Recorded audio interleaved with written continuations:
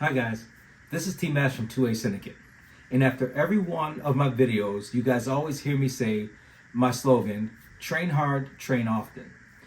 But the train hard and train often part doesn't always come from shooting at the range. Today, I want to talk to you guys about the importance of dry fire.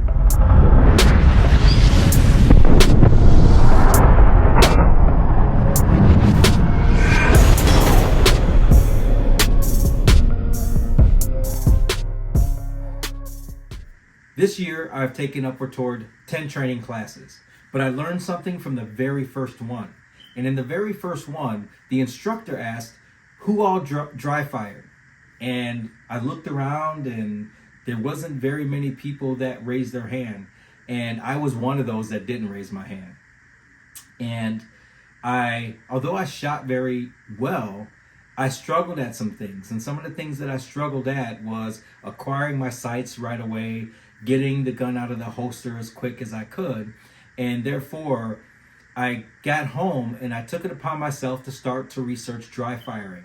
And dry firing actually was a thing that a lot of the good shooters that I knew and the fast shooters that I knew had in common. So me being new to firearms training, and that's official firearms training, I just thought the best way that I can get better was just going to the range and popping off a bunch of shots and trying to see how skilled I was by shooting through little holes or shooting at bullseyes from different distances. And I didn't realize, because no one really ever told me, how important dry fire was.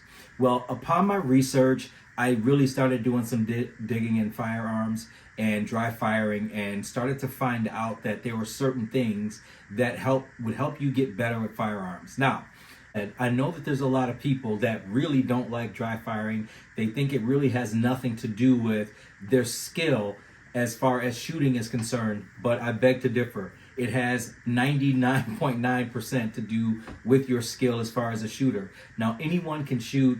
If you practice enough, anyone will be able to shoot the X off of a bullseye. I get that part. But the thing is that if you're not quick on the draw and you're not acquiring your sights as quick as you possibly can, that's really not going to do you no good when it comes down to you needing it for self-defense issues or self-defense management or a self-defense scenario.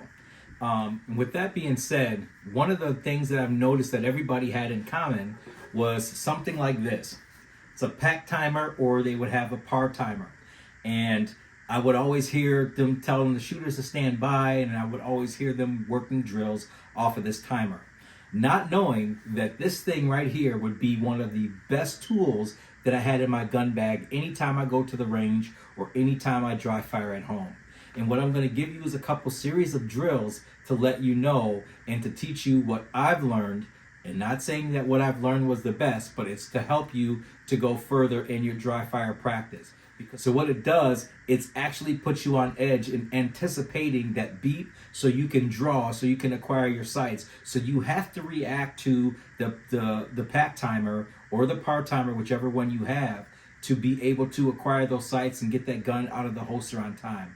One of the things that I did research as well is the beep on this thing is probably about a half a second. So if you can acquire to get your gun out of the holster within one of the beeps and acquire your sight in the second beep and break the shot, that is about 1 second if you put two beeps together. So if you get the first long beep to acquire your firearm, the second beep to acquire the sight and break the shot, you could start having draw shots under 1.5 seconds. And pretty much a lot of the classes that I've been to and what I've seen on YouTube, that seems to be like the going thing is to have from a holster 1.5 seconds is a standard time. Some people are wanting to do sub-second draws like that, but that's up to you. Once you get the fundamentals down, you could take it to whatever level that you would like to take it to.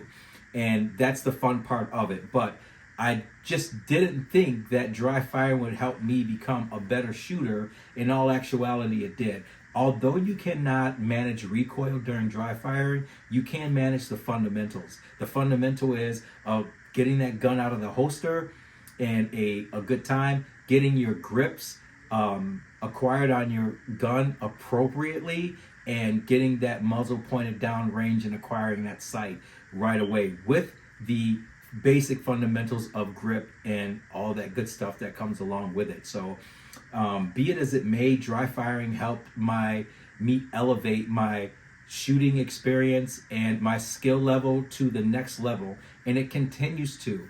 So what I did is I put together a couple small drills to help you guys see what I've learned from dry firing, what I've learned from the pack timer. There's all kinds of tools you can use for dry firing. They have the Mantis, they have Strike Fire, they have a ton of them that you guys can use to help you with dry firing at home and helping you to acquire that target. But for me, this is what helps for me. This has helped me quite a bit to do that, and it's got me pretty fast on the draw and acquiring that target right away. So without further ado, I'll give you a couple videos.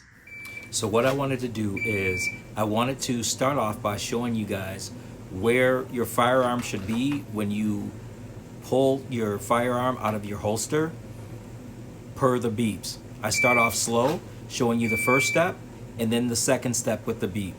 And then I'll gradually start to speed up and show you how much faster you can get on the first beep, where you can have your firearm out and acquired at the target by the time the first beep is over. That would put you at 0.5 of a second.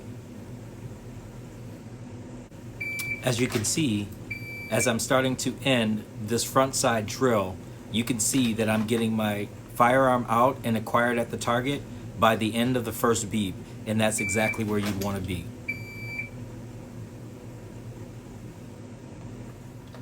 And of course, I'm going to do the same thing.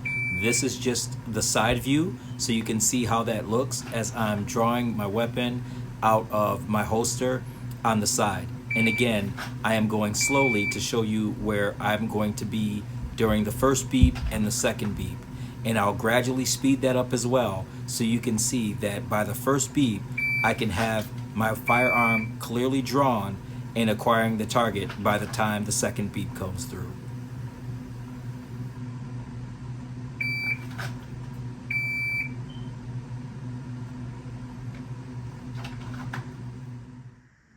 In closing, this is just a series of different drills that I will bring to you to help you become a better shooter.